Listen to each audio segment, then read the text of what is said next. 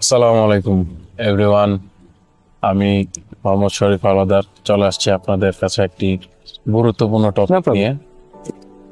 তা আমরা আছি রোমানিয়ার বুখারেস্টে। তো এখানে অনেক বাঙালি আছেন গত 3 বছর 4 বছর 5 বছর যাবত।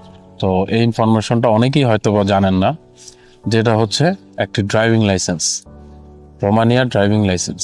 তো এটা অনেকেই জানেন না কিভাবে এটা, কোন প্রসেসে এটা অর্জন করা যায়।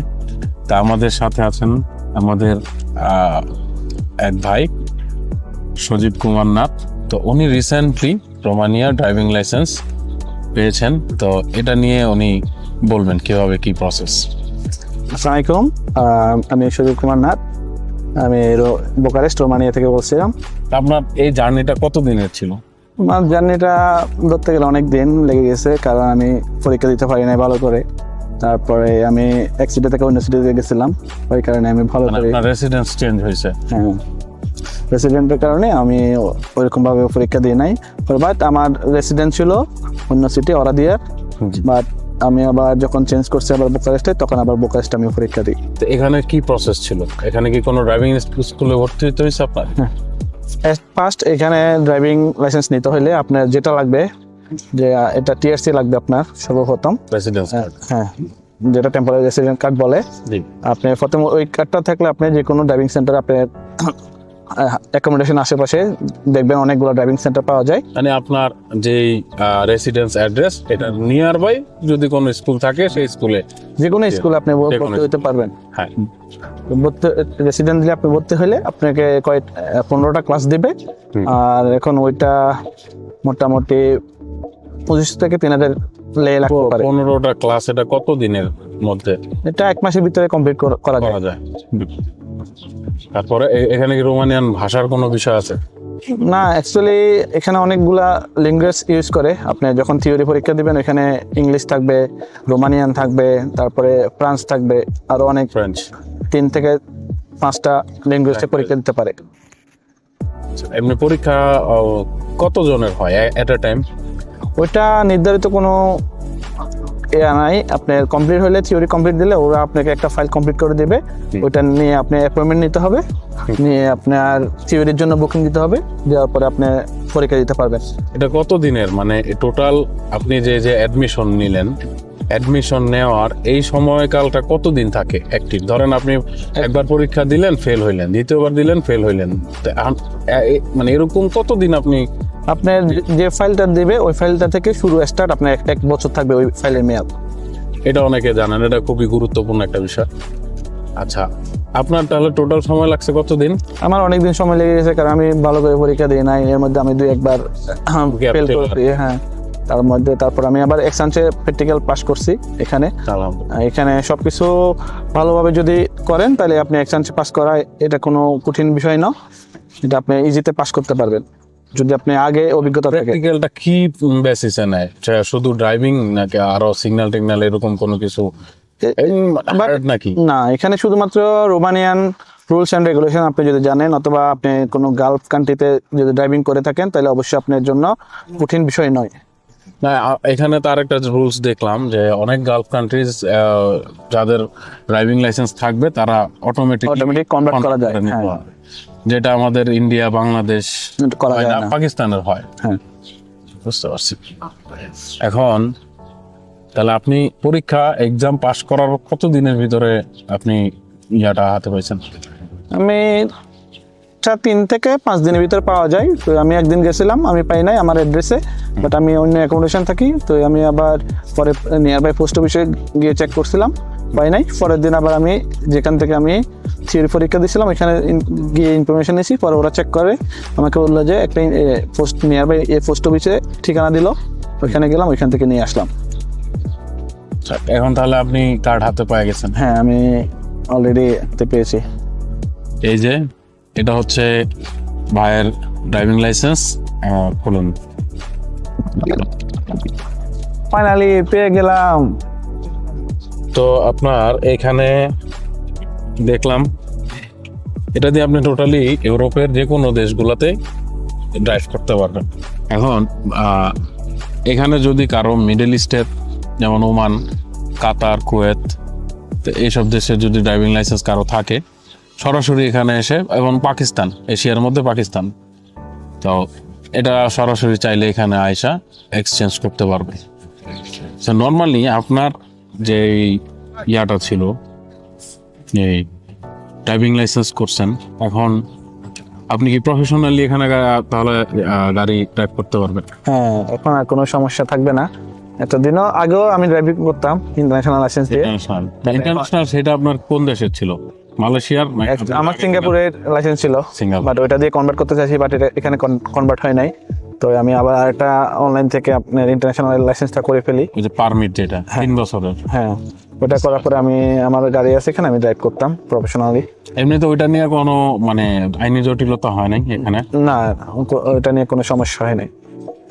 তাহলে নর্মালি কেউ চাইলে, মানে ইনস্ট্যান্ট এটা তো করতে একটু সময় লাগে, তো ইনস্ট্যান্ট কেউ চাইলে ওইটা হেল্প নিতে পারে, ইন্টারন্যাশনাল ড্রাইভিং লাইসেন্স দিয়ে করা যাবে। হেল্প নিতে পারে। কিন্তু ধরেন এখানে প্রফেশনালি কেউ উবার বা বোল্ট এগুলা যদি চালাতে যায়, সেক্ষেত্রে তো এখানকার লাইসেন্স বাধ্যতামূলক। প্লাস আবার এটা নিয়ে আমরা আরেকটা পরবর্তীতে ভিডিও করব, তাও শর্টে আমরা একটা ইনফরমেশন দিয়ে রাখি আর কি। ওইটা করতে হলে আপনার প্রফেশনাল একটা সার্টিফিকেট লাগবে, ওটার জন্য আলাদাভাবে একটা ক্লাস করতে হবে। আচ্ছা, এটা নিয়ে আমরা পরবর্তীতে আরেকটা মানে বড় আকারে ভিডিও করব। আচ্ছা, আপনি যখন ড্রাইভিং স্কুলে ভর্তি হন, ভর্তির পরে আপনার প্রথম প্রসেসটা কি ছিল? প্রথম প্রসেস হচ্ছে আমি ড্রাইভিং স্কুলে গেছিলাম। হ্যাঁ, তারপরে হচ্ছে যে এখানে যাওয়ার পরে অ্যাডমিশন করাইলো। তখন অ্যাডমিশন ফি কত ছিল? তখন অ্যাডমিশন ফি ছিল 2500 টাকা। 2500 রন, 2500 টাকা, যেটা ইউরোতে 500 ইউরোর মতো আসে। রাফলি 500। তারপরে আবার 300 টাকা নিয়েছিল আপনার মেডিকেলের জন্য। 300 রন টোটাল আমার থেকে নিয়েছিল 2500 রন, তখন 300 টাকা কম রাখছিল। টোটাল 2500 রন নিয়েছিল মেডিকেল সহ, বাট এখন মনে হয় একটু বাড়ছে, 3000-এর মতো হইতে পারে। তাহলে তারপরের প্রসেস কি? পরীক্ষার তারপরে প্রসেস হচ্ছে আমি অ্যাডমিশন নিলাম। তো এখান থেকে আমাকে 15টা ক্লাস দিল, বলে যে 15টা ক্লাস করলে আপনার থিওরির জন্য মানে প্রস্তুত, পরীক্ষা দেওয়ার জন্য রেডি করছেন। আগে এখানে এক্সামটা কি অনেক বেশি কঠিন ছিল? অ্যাকচুয়ালি আপনি কোন ভাষায় দিছিলেন? আমি ইংলিশে পরীক্ষা দিয়েছিলাম। এখানে এত সহজ না, আবার এত কঠিনও না। যদি আপনি একটু টেকনিক্যালি, কোন টাইপের প্রশ্নগুলো আসে? প্রশ্নগুলা কোনো ক্ষেত্রে উত্তরগুলা হচ্ছে যে আপনি একটা আনসার থাকে, কোনো কোশ্চেন উত্তর 3টা থাকে। মানে এটা কি আকারে আসে? এটা হচ্ছে যে ওই নৈর্ভিত্তিক কোশ্চেনগুলা। হ্যাঁ, আচ্ছা। আর তারপরে যদি পাস করার পরে ওইখান থেকে আপনি যদি থিওরি কমপ্লিট হয়, আপনি 26টা কোশ্চেন থাকে, 26টা থেকে 22টা হইতে হবে বাধ্যতামূলক। 22টা 21টা হইলে আপনার ফেল। আপনি কয়বার দিয়েছেন এই পর্যন্ত এক্সাম? আমি 2 থেকে 3বার দিয়েছিলাম। আমার 21টা 20টা করে হয়েছিল। তো আমি আবার ট্রাই করলাম। তো আমি ফাইনালি 24টা হয়েছিল আর কি, ফাইনাল যেটা পাস করছে এটা। তো এটা পরে আমার ডেট নিলাম অনলাইনে। পাস করার পরে অটোমেটিকলি এখানে আপনি 2টা অথবা 3টা ডেট শো করতে পারে, আপনি কোন এরিয়াতে পরীক্ষা এক্সাম দিবেন। ডিফারেন্ট এরিয়া থাকে ওইখানে।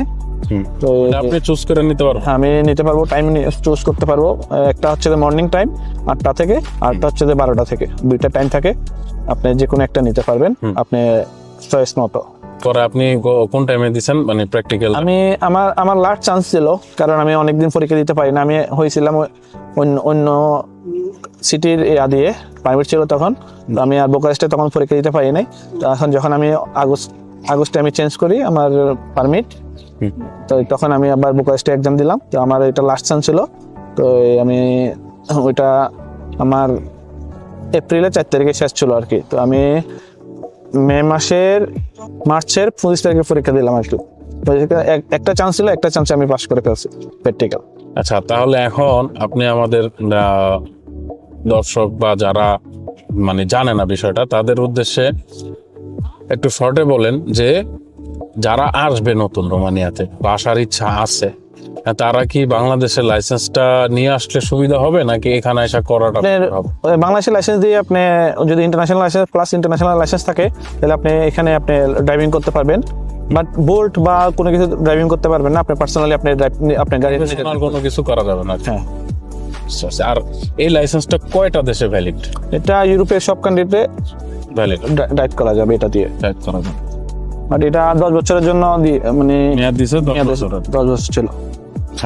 তো এখন সবাই আশা করি বিষয়টি বুঝতে পেরেছেন যে কিভাবে মানে রোমানিয়াতে একটি ড্রাইভিং লাইসেন্সের শুরু থেকে শেষ পর্যন্ত কিভাবে এটা নিতে হয়।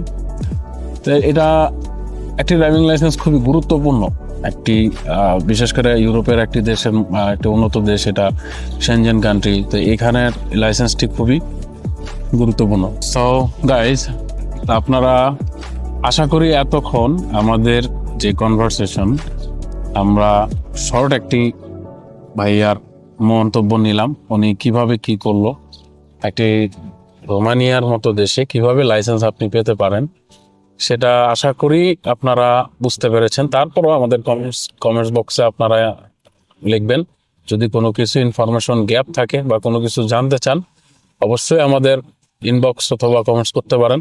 আর এই লাইসেন্সটি খুবই গুরুত্বপূর্ণ। আশা করি যারা সেনজেনে আছেন বা ইউরোজোনে আছেন, এটি দিয়ে সবাই এই দেশগুলোতে ইউজ করতে পারবে। তো এই বলে আমি আজকে বিদায় নিব। আল্লাহ হাফেজ।